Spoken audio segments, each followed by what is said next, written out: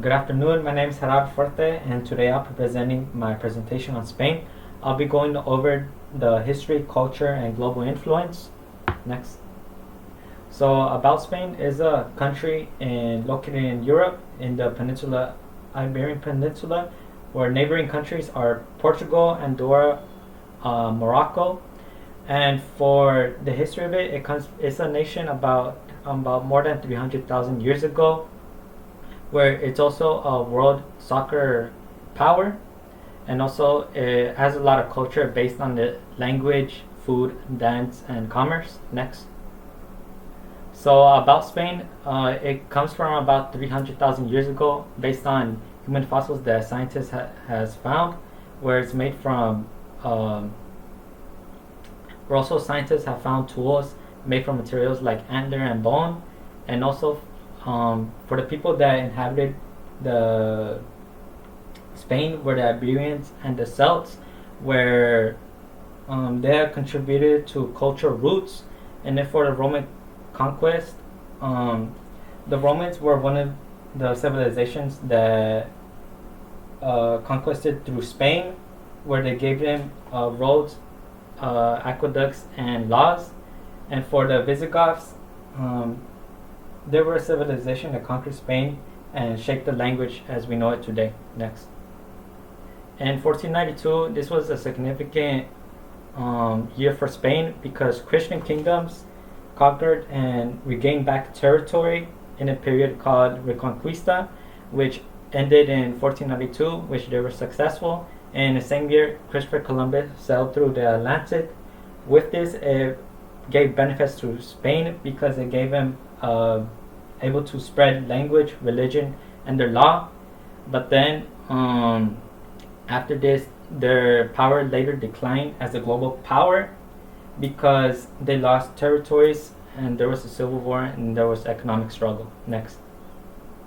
And for the meals of Spain, for breakfast it is called desayuno, where it's usually between 7 and 9 a.m., where it usually consists of churros, pan, and cookies.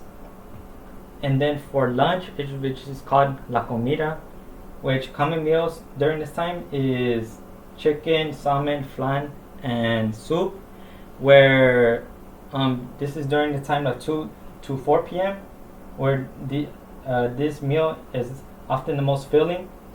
And then for la cena is usually between 9 and 11 p.m. And the reason why la cena, which is dinner, is so late is because in World War II, a general changed the hour to advance to 1 more hour, and he did this and basically to be equal and have the same time as Spain, as to be able to counter them. Next. And for the dances of Spain, there is flamenco, which is described as a powerful dance, with described as elegant, and you could make sure and find out that it definitely is flamenco based on the tapping of the heels and the clapping of the hands. And then for the other dance, which is called la jota, they use instruments called castañuelas. And then for the clothing during this dance is called the traje de batura. And for the women, they will usually wear cotton skirts, apron, and a scarf. And for the men, this would be the traje de paturo, that outfit they use.